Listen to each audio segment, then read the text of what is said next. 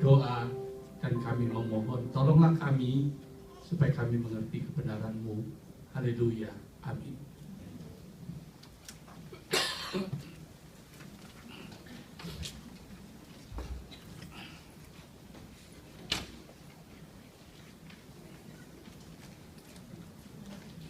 Saudara, tadi kita membaca firman Tuhan dari Yohanes pasal 1 ayat 19 sampai dengan yang ke-27. Saya ingin mengulang kembali, saudara, supaya di saat saya membaca, saudara punya waktu untuk berdiam diri untuk memikirkannya. Demikian firman Tuhan tentang kesaksian Yohanes tentang dirinya sendiri. Dan inilah kesaksian Yohanes ketika orang Yahudi dari Yerusalem mengutus beberapa imam dan orang-orang Lewi kepadanya untuk menanyakan dia, "Siapakah engkau?" Ia mengaku dan tidak berdusta, katanya, "Aku bukan Mesias." Lalu mereka bertanya kepadanya, "Kalau begitu, siapakah engkau? Elia?" Dan ia menjawab, "Bukan." "Engkau kan nabi yang akan datang?" Dan ia menjawab, "Bukan." Maka kata mereka kepadanya, "Siapakah engkau? Sebab kami harus memberi jawab kepada mereka yang mengutus kami. Apakah katamu tentang dirimu sendiri?" Jawabnya, "Akulah suara orang yang berseru-seru di padang gurun, luruskanlah jalan Tuhan, seperti yang telah dikatakan Nabi Yesaya." Dan di antara orang-orang yang diutus itu ada beberapa orang Farisi. Mereka bertanya kepadanya, katanya, "Mengapakah engkau membaptis jikalau engkau bukan Mesias, bukan Elia, dan bukan Nabi yang akan datang?" Jawab Yohanes kepada mereka, katanya, "Aku membaptis dengan air, tetapi di tengah-tengah kamu berdiri Dia yang tidak kamu kenal, yaitu Dia yang datang kemudian daripadaku. Membuka tali kasutnya pun aku tidak layak." Hal itu terjadi di Betania yang di seberang sungai Yordan, di mana Yohanes membaptis. Saudara, ada satu bacaan ringan yang saya baca, kisah tentang burung pipit dan burung gagak. Tentu kita tahu bahwa burung pipit itu sangat kecil. Dia tidak bisa terbang jauh, cuma melompat dari satu pohon ke pohon yang lain. Sedangkan burung gagak itu jenis yang lain adalah Raja Wali. Dia perkasa, terbang kesana kemari, kuat paruhnya, kukunya kuat, sayapnya kuat, saudara. Tapi walaupun dia jauh lebih besar dari burung pipit, walaupun dia jauh lebih kuat, walaupun dia jauh lebih bisa terbang tinggi, tetapi ada seekor burung gagak yang hatinya dipenuhi dengan iri hati, saudara. Jadi dongeng tentunya. Nah, suatu hari, saudara, dia merasa iri dengan burung pipit yang kecil, karena kamu tuh kecil, terbangmu nggak bisa jauh, cuma lompat sana, lompat sini. Tapi kok kamu bisa hidupmu nyaman? Kamu bisa bisa terbang-terbang sambil kamu bernyanyi, katanya begitu. Sedangkan aku ini sudah terbang jauh ke sana kemari untuk menghidupi diriku, untuk mencari makan.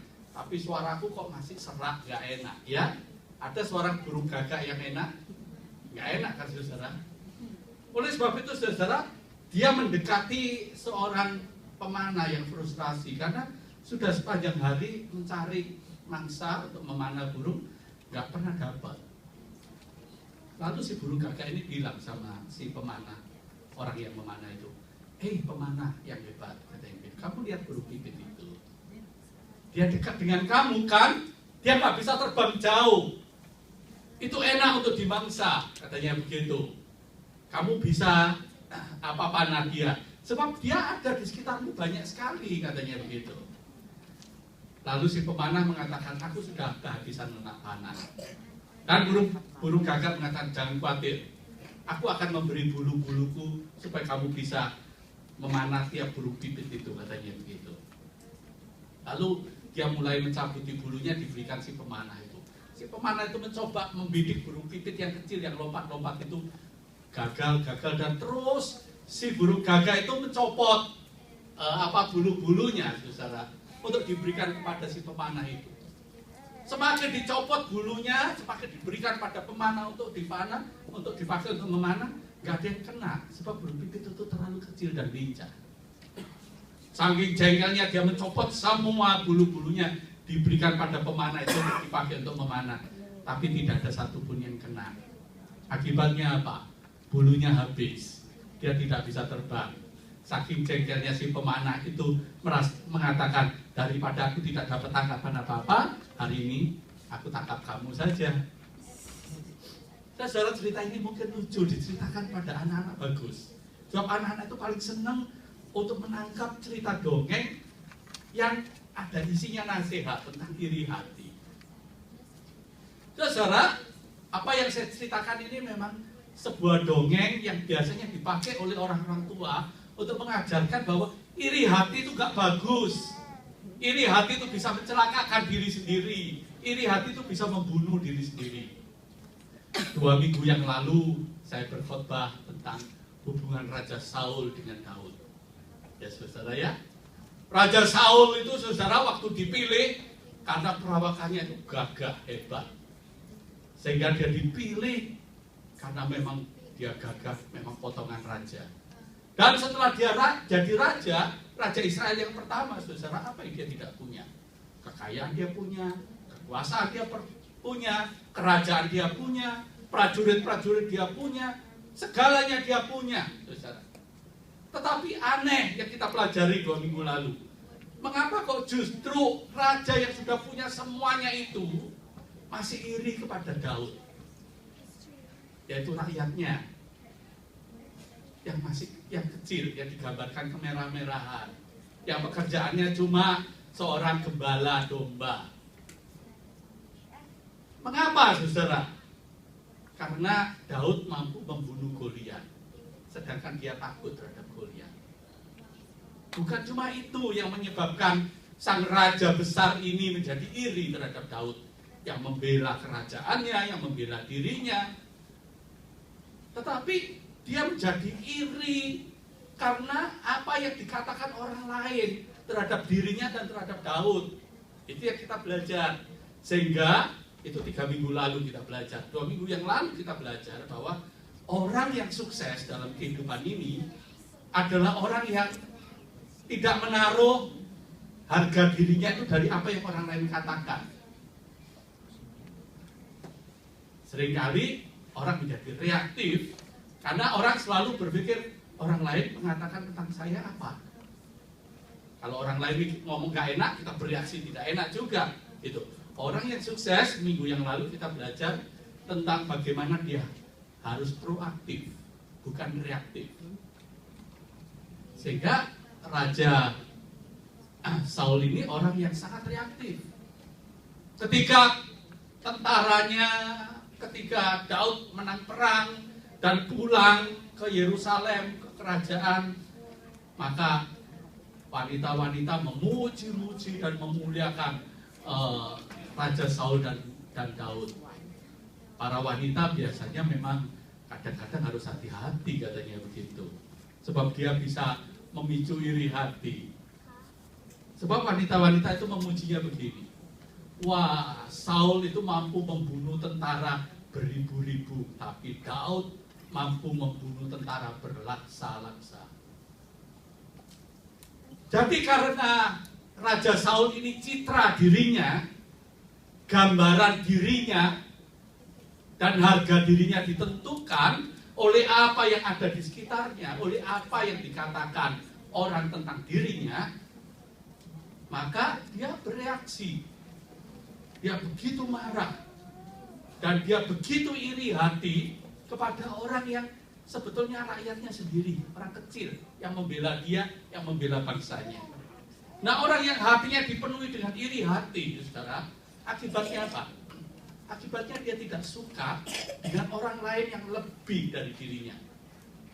Orang yang dipenuhi iri hati tidak suka kalau ada orang lain yang lebih hebat, lebih cantik, lebih pintar, lebih gagah, lebih kaya, lebih ternama. Dia nggak mau. Dia ingin menjadi yang dan orang lain harus ada di bawahnya. Sehingga dia mencari cara bagaimanapun caranya, dengan tipu muslihat, dengan kekerasan, dengan banyak cara untuk melenyapkan orang yang menjadi saingannya, yang membuat dia tidak punya harga diri. Saudara, orang yang iri hati sebenarnya, saudara, kalau diselusuri secara dalam, sebetulnya di balik iri hatinya itu ada kondisi dia tidak percaya diri. Sebab dia mengalami harga dirinya itu rendah. Mengapa? Saudara, seperti sudah saya katakan tadi, orang yang tidak percaya diri karena menilai dirinya rendah, saudara, maka orang itu selalu harga dirinya ditentukan oleh orang-orang yang ada di sekitarnya. Harga dirinya ditentukan oleh apa yang dunia sekitarnya katakan. Dan kriteria tentang dirinya itu orang yang sukses atau tidak, orang yang hebat atau tidak, itu ditentukan oleh kriteria dunia yang ada di sekitarnya. Dunia mengatakan, oh yang sukses itu seperti ini, yang hebat seperti ini, yang tidak tertandingi seperti ini.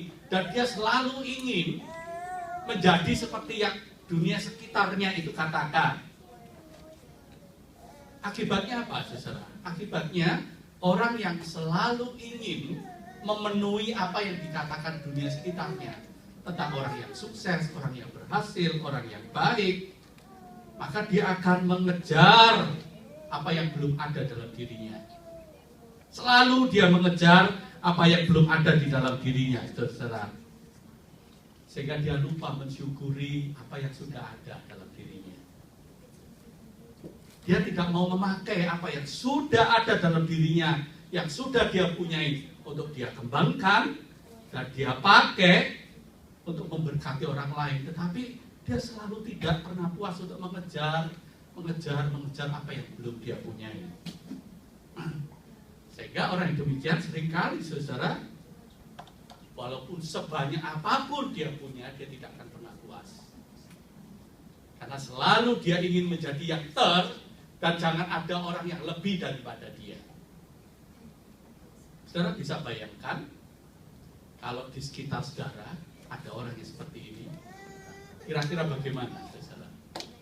Kalau orang yang mengukur kehebatan dia itu diukur dari dia yang paling terlebih dari orang lain. Kalau ada orang lain dia tidak suka. Dia selalu ingin menjatuhkan, ingin membuang, ingin mematikan orang lain yang lebih dari dirinya. Karena dia ingin menjadi yang paling hebat, ternama. Ya, kalau seandainya dia adalah seorang raja, kira-kira bagaimana dampaknya, saudara? Bagaimana kalau orang yang tidak percaya diri, tapi ingin menjadi yang terhebat menurut ukuran yang ada di sekitarnya, dan orang lain katakan, kalau dia itu adalah seorang bos besar, bagaimana kira-kira dengan anak buahnya? Bagaimana kalau orang seperti itu jadi pegawai, jadi bawahan? Kira-kira bagaimana, saudara? Saudara bisa bayangkan kalau orang yang saya sebutkan penuh dengan iri hati ini jadi seorang pendeta, kira-kira jadinya bagaimana? Ada kabar yang datang. Gimana? Gak ada jemaatnya siapa? Iya, sebel. Siapa? Justru seringkali yang banyak jemaatnya loh. Bisa jahat juga jemaatnya sama. Sama dengan pendetanya ya? Iya. Oh gitu ya. Iya, semua juga gitu. Ajarannya jadi sama. Oh gitu. Makanya pendeta SCC jahat dong, jemaatnya banyak jahat. Itu di sana, di sini Kan enggak. umpama. Saudara bisa bayangkan kalau orang yang hatinya itu dasarnya itu dipenuhi iri hati dan dia jadi seorang istri. Ayo, Ya jahat juga istrinya ngikut. Atau jadi suami. Sama. Waduh, saudara ya.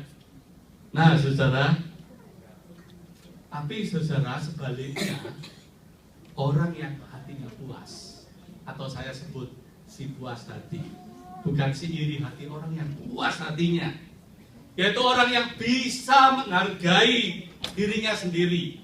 Saudara, orang yang demikian adalah orang yang bisa mensyukuri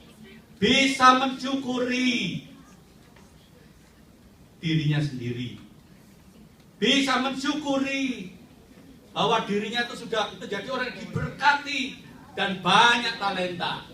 Nah, kita mengukur, saudara, hidup kita itu adalah orang yang punya sifat iri hati tersembunyi atau orang yang puas hati. Yang mana kita? Tanda orang yang puas hati adalah yang pertama, orang yang bisa menghargai diri sendiri.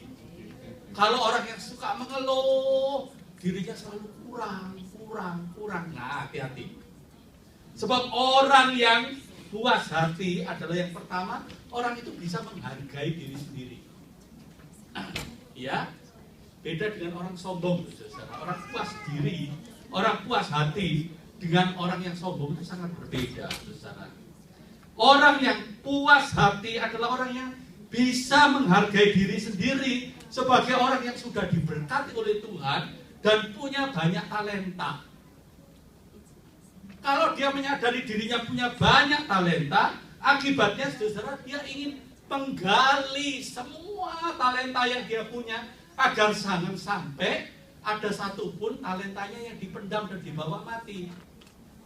Orang yang sungguh-sungguh menyadari hidupnya diberkati oleh Tuhan, dia mempunyai banyak talenta, maka dia rindu bukan cuma menemukan talenta-talentanya dan istimewanya dirinya sendiri, saudara, tetapi dia ingin mengembangkan semua yang dia punya itu, ingin dimaksimalkan supaya apa yang dia punya yang bisa dikembangkan bisa memberkati orang lain. Mengapa? Sebab dia mempunyainya di dalam kelimpahan. Dia mempunyainya dalam kelimpahan. Saudara, kalau saudara pergi dari daerah Solo pergi ke Jogja, nah di tengah jalan ada satu restoran, ada plaknya besar sekali. Di sana ada foto orang yang punya restoran itu. Ada yang tahu restoran apa kira-kira? Apa? Yang tahu kan cuma Nyonya Suwarti dan Mbok Brek, ya toh. Jangan Mbok Brek loh, lain loh Mbok Brek sama Mbok Brek itu. Ya, kalau orang Jawa bilang Mbok Brek itu artinya daging yang rusak itu loh brek. Mbok Brek, ya. Oh, fotonya dipajang. Saya nggak tertarik yang itu. Ada yang cantik sekali dipajang fotonya, saudara. Begitu. Namanya restoran siapa? Yati Pesek. Sungguh. Oh, fotonya gede, Yati Pesek. Oh, gaya begini, saudara. Cantik begitu. Kenapa? Sebab hidungnya mancung ke dalam. Iya. Dan dia itu pelawak nomor 1 di Indonesia loh. Nggak tahu sekarang masih hidup atau sudah meninggal. Apa yang dia jual, saudara? Yang dia jual adalah kepeseannya. Kalau dia sudah tampil dan menampilkan peseknya, apalagi orang mentertawakan peseknya, dia semakin ditertawai, semakin digoda, semakin laku keras dia. Dia nggak minder sampai nama restorannya itu diberi nama Restoran Yati Pesek. Coba kalau ke Jogja nanti saudara coba itu ya. Ada lagi saudara, seorang bintang TV yang terkenal sudah sampai sekitar 5-6 tahun ini saudara. Tiap minggu nongol ya, dan orang tidak pernah bosan dengan dia, dan bayarannya paling gede, presenter paling gede di TV. Selalu kalau dia mengatakan apa-apa, kembali kepada laptop. Nah, siapa dia? Tukul. Mukanya saudara, aduh, Orang lihat dia bisa ngantuk deh ya. Tapi itu justru dikatakan itu acara TV yang paling bertahan lama dan itu presenter TV yang paling mahal. Aneh kan? Padahal mukanya kayak begitu, gayanya seperti itu. Mengapa? Karena dia bisa menjual hal yang orang lain dianggap jelek itu. Mengapa? Karena dia bisa menghargai dirinya. Dia tidak mencari apa yang dia belum punya. Dia tidak mengejar apa yang tidak ada dalam dirinya. Tetapi dia menggali apa yang sudah Tuhan beri. Bisa disyukuri. Itu sebabnya dia bisa menjual kepeseannya, dia bisa menjual apa mukanya yang gak karuan seperti tukul itu, menjadi begitu mahal bayarannya. Karena dia menggali dan memaksimalkan apa yang Tuhan beri supaya bisa memberkati orang lain. Dan kalau dia menggali apa yang Tuhan beri dan dia bagikan kepada orang lain, tidak pernah habis. Sebab yang Tuhan beri itu Tuhan beri dalam kelimpahan, sehingga dia membutuhkan tempat untuk menyalurkannya. Itu masalah orang yang percaya diri, saudara, terhadap dirinya, saudara. Saudara, kalau kita ketemu dengan orang yang punya percaya diri, bisa menghargai, bisa mengucap syukur, kepingin membagikan apa yang Tuhan punyai dalam hidupnya yang sudah Tuhan beri. Kira-kira saudara senang nggak kumpul dengan orang demikian? Ayo, senang pasti ya, walaupun pesek. Ayo, walaupun seperti tokol mukanya. Gimana kalau saudara ketemu dekat dengan seorang bintang film atau seorang yang ternama, hebat, tapi saudara iri hatinya luar biasa, selalu merasa kepingin dipuja, dirinya yang paling hebat. Waduh, walaupun dia kaya raya, walaupun dia hebatnya luar biasa, semua orang sebel. Kalau ketemu dia, ya kepingin basa-basi aja lah. Begitu, saudara.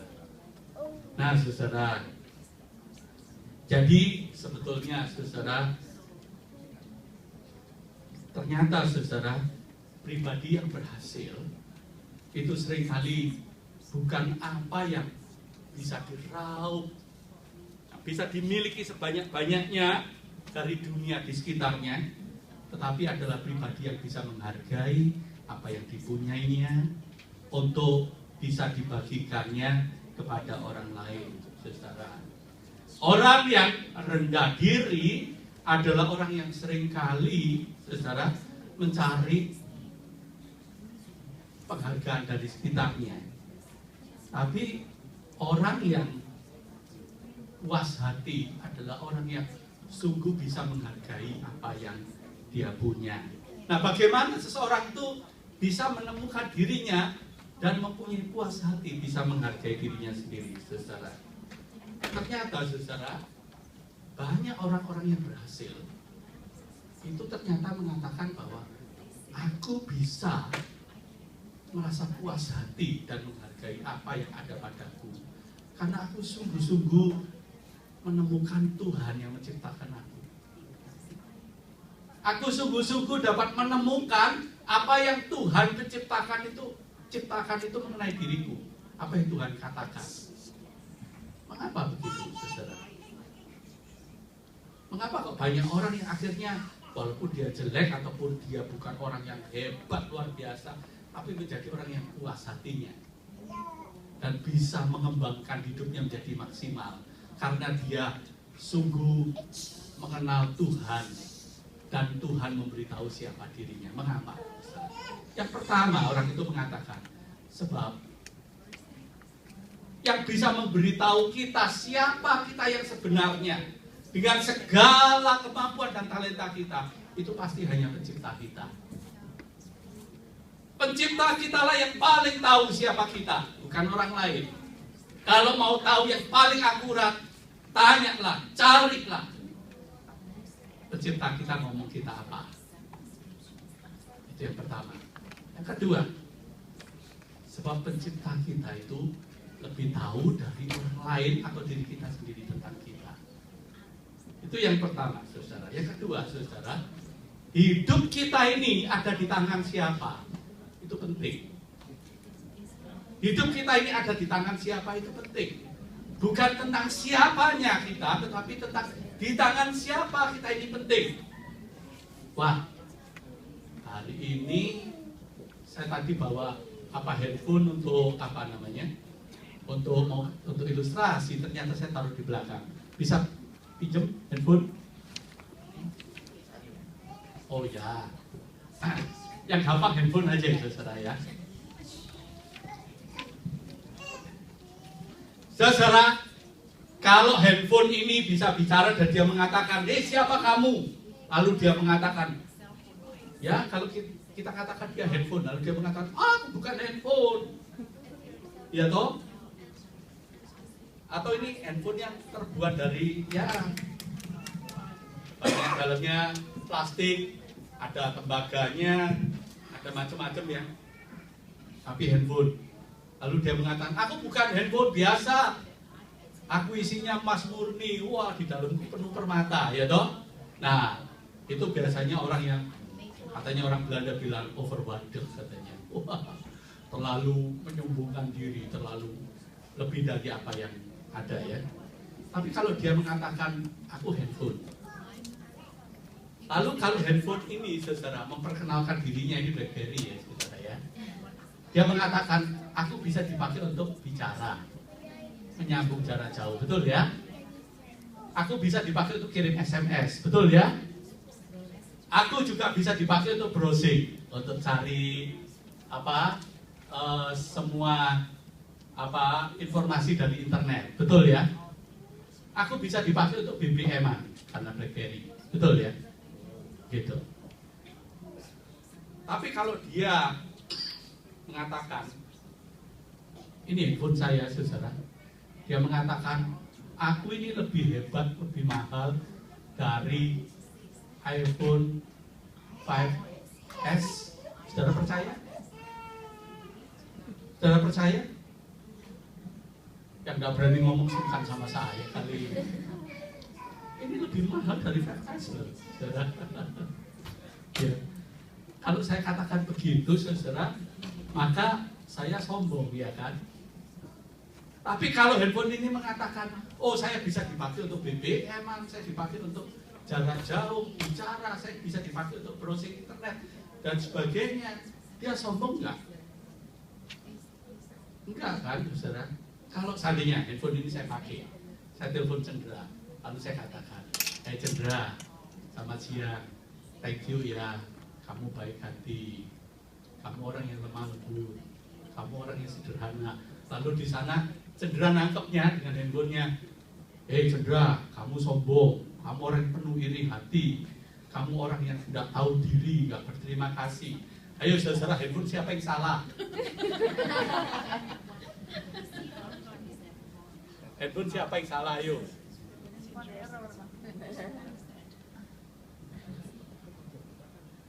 Kalau handphone itu benar, saudara, maka handphone yang benar, kalau saya mengatakan, Cendra, kamu itu orangnya baik hati, di sana kedengarannya sama.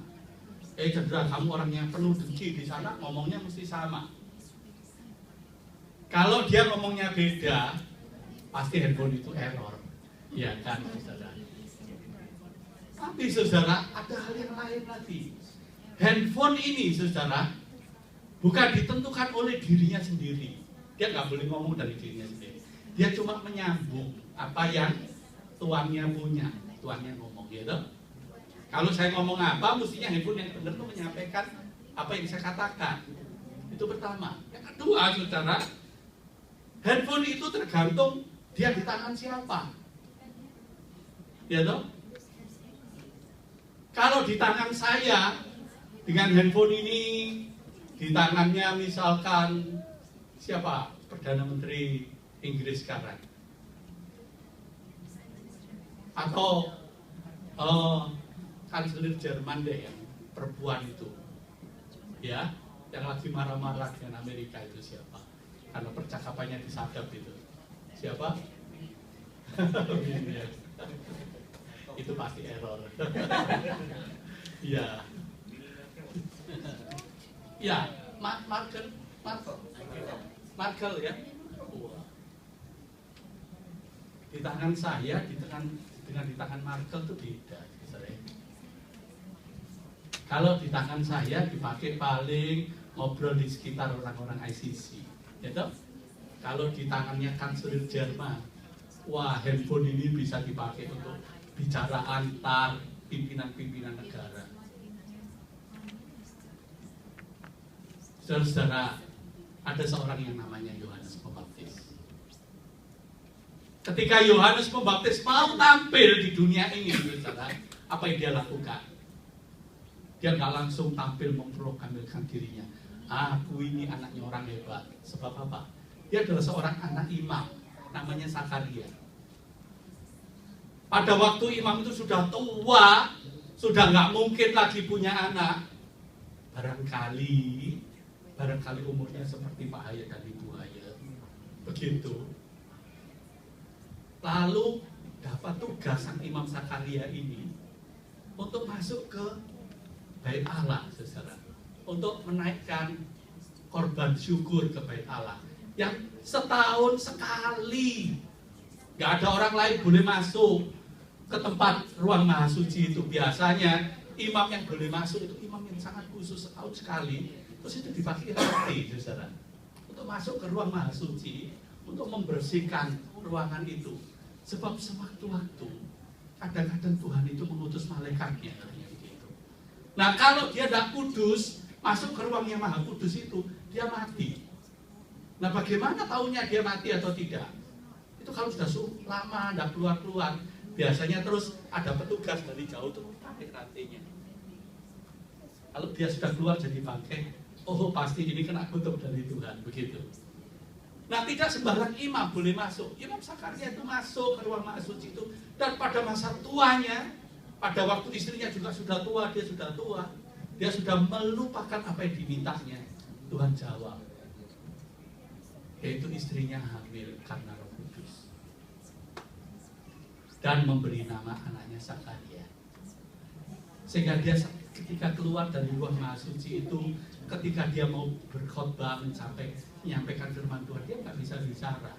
Karena dia tidak percaya, aku sudah tua, mana mungkin aku mau punya anak, istri itu sudah tua, mana mungkin punya anak, katanya begitu. Tapi Tuhan ingin menunjukkan bahwa tidak ada yang mustahil buat Tuhan. Sehingga pada waktu itu dia tidak bisa bicara sampai anaknya lahir, diberi nama Yohanes. Yang akhirnya pekerjaannya membaptis orang, supaya orang bertobat, sehingga diberi tambahan Yohanes Pembaptis. Nah, Yohanes Pembaptis ini orang yang hebat ini, saudara. Sebelum dia tampil ke depan umum, apa yang dia lakukan? Dia pergi ke padang gurun. Di sana dia retret.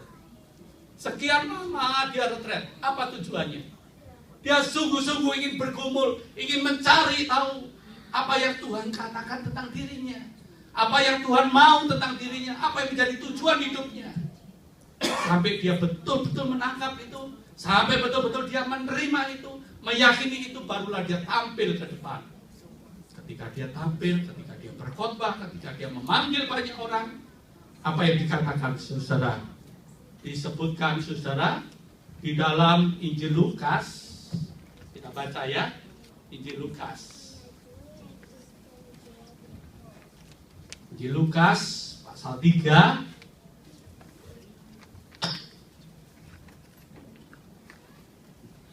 Disebutkan gini.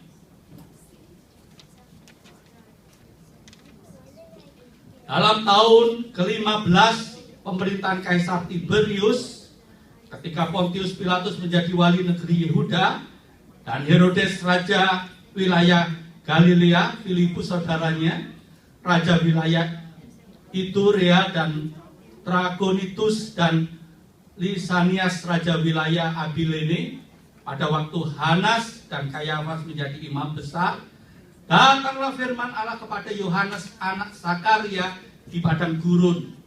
Maka datanglah Yohanes ke seluruh daerah Yordan dan menyerukan, bertobatlah dan berilah dirimu dibaptis, dan Allah akan mengampuni dosamu, seperti ada tertulis dalam kitab nubuat Nabi. Terus kalau kita baca, saudara, apa yang terjadi, saudara-saudara? Lalu dikatakan, Lalu ia berkata kepada orang banyak yang datang kepadanya untuk dibaptis. Orang banyak datang kepadanya untuk dibaptis. Siapa saja yang dibaptis? Kalau saudara selusuri ayat-ayat itu dibaca selanjutnya, saudara, di sana dikatakan ada orang yang sudah tua, ada seorang yang muda, ada seorang rakyat biasa, ada pemimpin-pemimpin saat itu, ada pemungut cukai, ada juga prajurit-prajurit yang datang untuk memberi diri dibaptis. Bahkan kalau kita baca diperbandingkan dengan banyak kitab Injil-Injil disebutkan, banyak orang dari seluruh Yehuda datang untuk memberi diri dibaptis. Hebat orang ini, saudara. Pengaruhnya luar biasa. Nah, Yohanes Pembaptis, saudara, adalah orang yang hidup pada zaman di mana banyak orang frustrasi tentang pemimpin-pemimpin yang ada. Baik pemimpin dunia maupun pemimpin di Yehuda. Sehingga banyak orang menantikan datangnya Sang Mesias. Mesias adalah gambaran raja di atas segala raja. Raja besar yang akan turun ke dalam dunia ini untuk menyelamatkan dunia ini, untuk mengatur dunia ini supaya ada tata dunia yang baru. Jadi ketika Yohanes tampil, saudara, kondisi dunia adalah kondisi di mana banyak orang di dunia ini memimpikan turunnya seorang raja besar yang bukan cuma memerintah tetapi menyelamatkan dunia ini.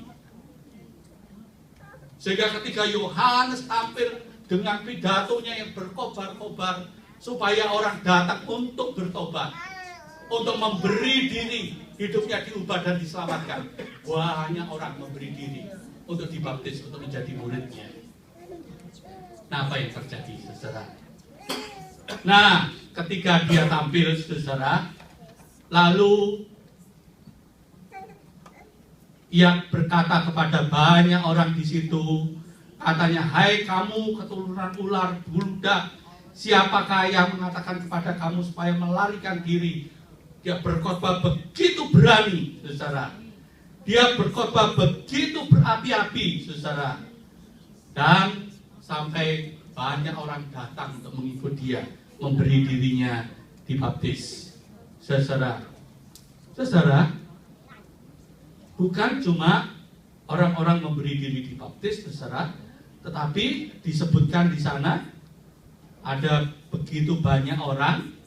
Dan dikatakan, saudara, di dalam Lukas pasal 3 ayat yang ke-15 dikatakan demikian.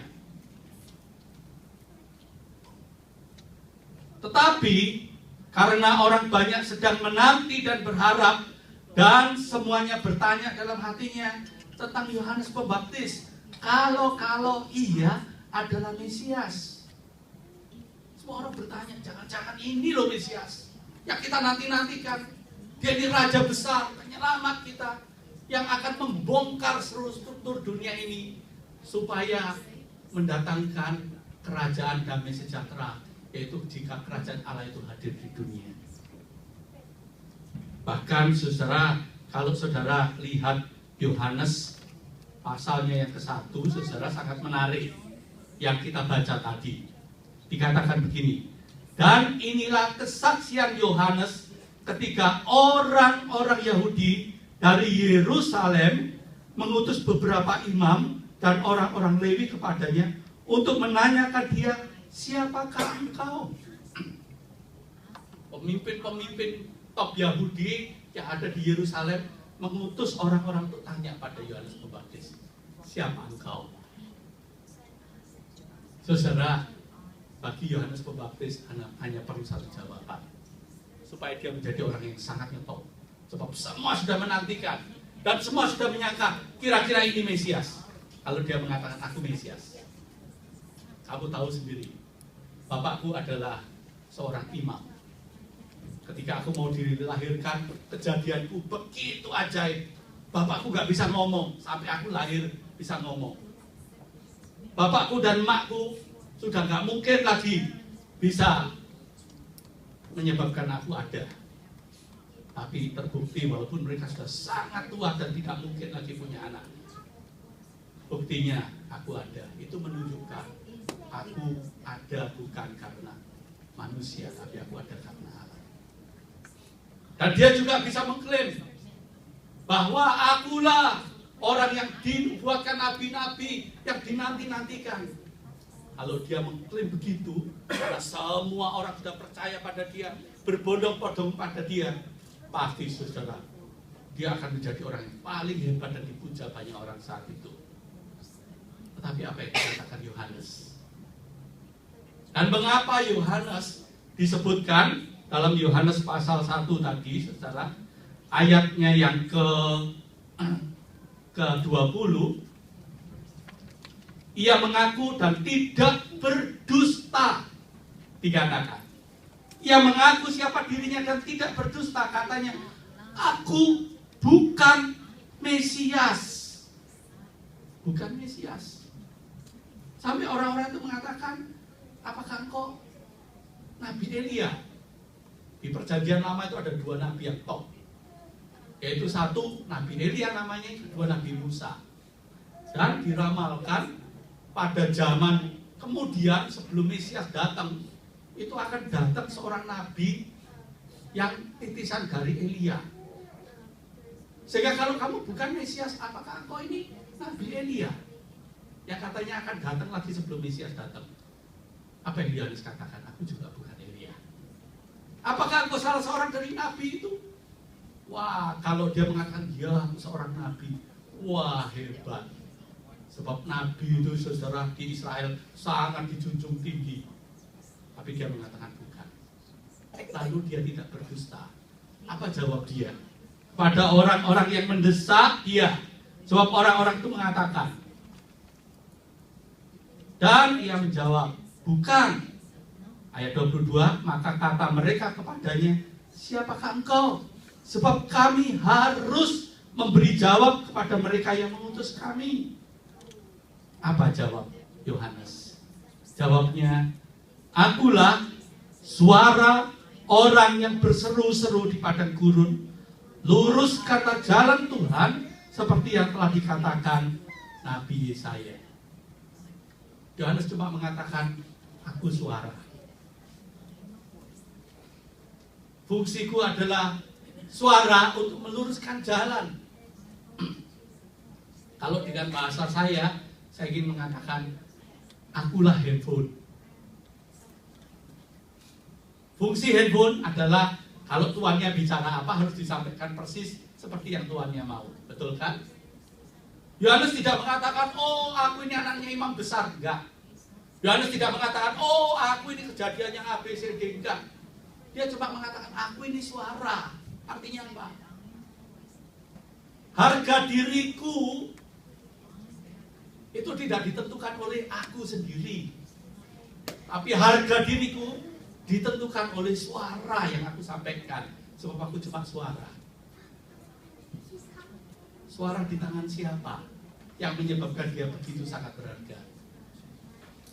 Yaitu kalau dia menyampaikan suara Tuhan, suara kebenaran. Seperti saya tadi katakan, handphone ini akan jauh lebih berharga kalau ini bukan di tangan saya, tapi ini di tangan pemimpin-pemimpin dunia. Dia dipakai untuk berkomunikasi dengan orang-orang pemimpin-pemimpin dunia yang top. Nah, Yohanes menyadari itu. Ketika dia ditanya siapakah kamu, dia mengatakan aku cuma suara. Suara yang menyampaikan supaya luruskan jalan. Artinya aku adalah suara yang dipakai untuk memberitakan kebenaran Tuhan, mempersiapkan supaya orang-orang bertobat dan bertemu dengan Tuhan.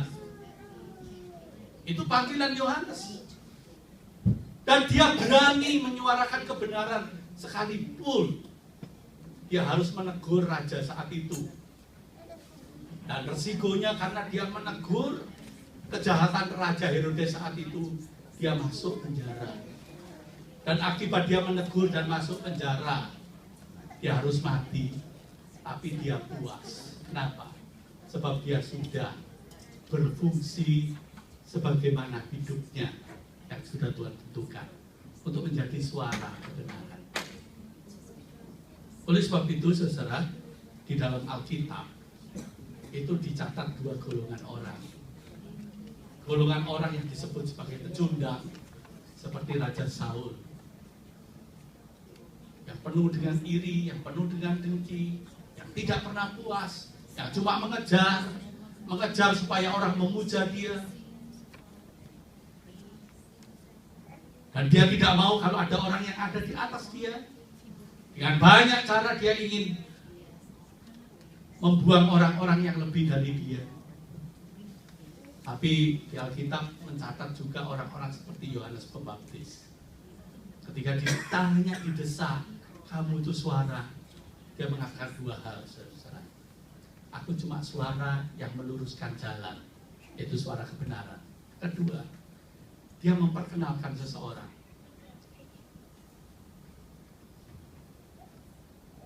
Ada pada kita orang yang belum kamu kenal. Orang itu yang aku perkenalkan. Dan dia mengatakan, aku cuma buka jalan bagi orang itu. Aku membuka tali kasutnya pun aku tidak layak. Apa maksudnya? Saudara, di daerah Timur Tengah, saudara, kasut itu punya arti. Saudara tahu ada presiden Amerika yang dibalap kasut, yang dilempar kasut? Siapa? Obama? Oh, sebelum Obama ya, dilempar sepatu, saudara. Ini di daerah Timur Tengah, sepatu itu punya makna. Kalau seseorang itu marah, benci, nggak suka, itu menyatakan kamu itu orang yang pengkhianat, orang yang jahat, itu dilempar dengan sepatu. Ya? Nah, kalau seseorang, saudara, ingin membuat perjanjian, misalkan saya ingin membuat perjanjian dengan Bu Yeni, begitu. Apa cap bahwa perjanjian saya itu betul-betul teguh, bisa dipercaya? Apa, saudara? Tukar sepatu. Itu kalau orang Timur Tengah, ya kan? Tujuannya cuma satu, ditukar. Untuk kalau ada apa-apa, misalkan saya sudah janji lalu ingkar janji, Bu Yeni bisa bawa sepatu saya, ini loh buktinya. Pak Santo itu ngomong begini loh, buktinya sepatunya sudah di saya. Bisa mengerti ya? Itu artinya. Saudara baca saja kisah Boas ketika dia mengambil Rut. Dia tukar sepatu untuk menunjukkan kalau kamu gak mau tebus dia, sekarang Rut dengan ladangnya, dengan semua milik dari keluarganya milikku. Ini sepatunya. Dan sepatu ada lagi simbol, saudara. Simbolnya begini. Kalau seorang Buddha, saudara, yang dibeli zaman dulu, Buddha itu boleh disuruh apa saja. Disuruh apa saja. Sampai kalau Buddha itu sudah tidak bisa berbuat apa-apa, sudah tidak bisa dipakai apa-apa, situannya daripada pusing, merawat, ngasih makan, ngabis-ngabisi semuanya, saudara. Buddha itu boleh dibunuh, tidak ada hukumnya di daerah sana, ya. Buddha itu boleh disuruh apa saja oleh tuannya kecuali satu hal, nggak boleh disuruh buka tali sepatu. Sebab kalau orang itu buka tali sepatu, itu artinya dia lebih rendah daripada Buddha. Saudara bisa mengerti di daerah Timur Tengah. Nah, Yohanes Pembaptis itu memperkenalkan seseorang yang besar. Dia tahu tujuan hidupnya datang ke dunia ini untuk apa. Karena dia tahu tujuan hidupnya ini untuk apa, karena si penciptanya itu memberitahu, dan dia suka cita dengan tujuan hidup yang sudah Tuhan tetapkan, maka dia tidak mau, saudara, mencuri kemuliaan yang bukan miliknya. Dia tidak mau iri hati seperti burung gagak tadi, saudara. Dia memberitahu yang sebenarnya. Aku cuma suara yang menyuarakan kebenaran. Aku cuma suara yang mempersiapkan jalan untuk seseorang yang ingin aku kenalkan. Siapa orang yang lebih daripada Tuhan, yaitu Tuhan. Tuhan di atas segala Tuhan, yang sampai buka tali kasutnya pun aku gak layak. Yang diperkenalkan adalah Yesus sendiri. Dia mengatakan, aku membaptis engkau dengan air. tapi yang akan datang itu. Yang aku kenalkan itu, dialah Mesias itu. Dia adalah juru selamat itu. Dia yang menyelamatkan hidupmu, dia yang menebus hidupmu, dia yang memiliki hidupmu, dan dia yang mengatur masa depanmu. Itu yang aku perkenalkan. Dia yang akan membaptis kamu dengan Roh Kudus. Orang yang bisa puas hati seseorang kalau dia itu punya persekutuan yang dekat dengan penciptanya, dan dia bisa menangkap dari apa yang penciptanya katakan tentang siapa dia sebenarnya. Oleh sebab itu, saudara jangan kaget kalau ada orang-orang di sekitar saudara, orang itu suka senangannya, kerjaannya mesti jelekin orang lain saja supaya dirinya hebat. Biasanya orang begitu itu orang yang iri hati, orang yang tidak pernah puas dengan dirinya sendiri. Orang yang puas dengan dirinya sendiri adalah orang yang bisa bangga dengan dirinya sendiri, orang yang bisa menghargai orang lain, dan orang yang rindu memaksimalkan dirinya, menghargai apa yang Tuhan beri. Dia gali dan dia bagikan kepada orang lain sebab dia mempunyainya di dalam kelimpahan. Mari kita memeriksa diri kita sendiri, apakah diri kita seperti itu. Kita mengambil saat teduh sejenak.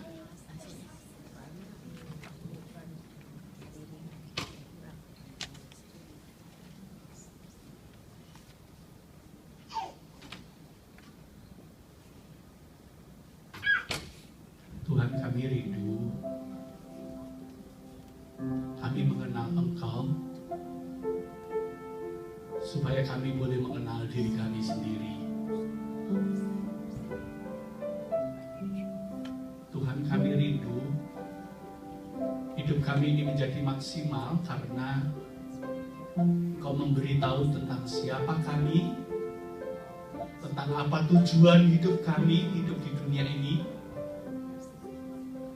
dan kami membuat hidup kami menjadi maksimal seperti yang Tuhan mau, supaya kami menjadi orang yang puas hati, bisa menghargai diri kami, bisa menghargai orang lain.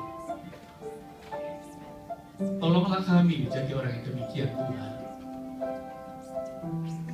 sehingga Engkau dipermuliakan.